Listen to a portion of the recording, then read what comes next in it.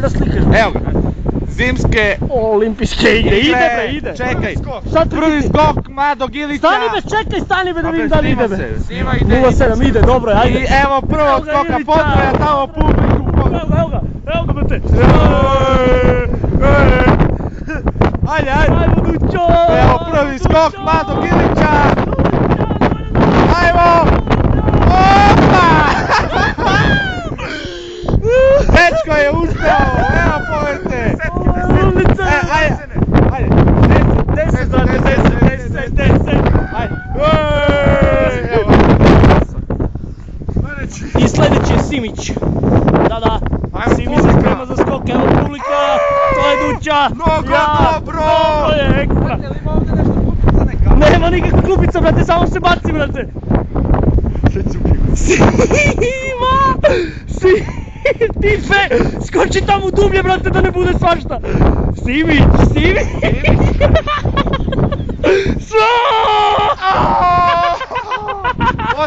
Pogledaj tamo, brate, pogledaj!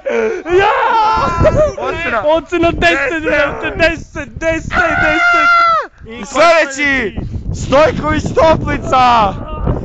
Da li će i on savršenu desetku dobiti? Ili će da zasere? Ajmo.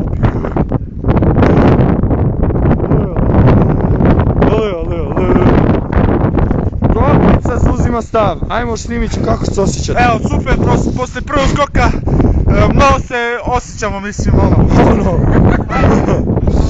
Idemo! Šalje publici! Eno tamo publika ide kući, nije zanimljivo. Ajde, pazite sad ovo! Da! Bravo! Pogledaj se, jasno! Ocena! 10,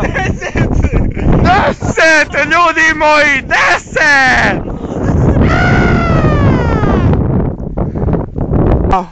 10! Naš mladi Dućomir, Duća, ekspert u sneg skokovima. The professor. Ekspert u skokovima na glavu. Evo, pogledajte sad. 1, 2. Ajde. Jopa!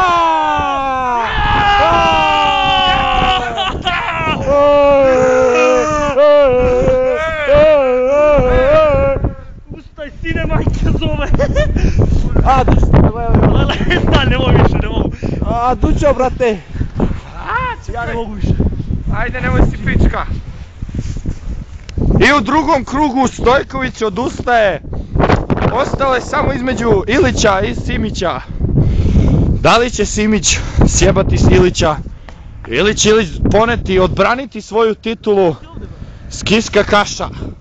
Za Simića postavljen novi štand sa desne strane. Ajde Simiću, pogledajte tu koncentraciju. I Simić odnosi titulu!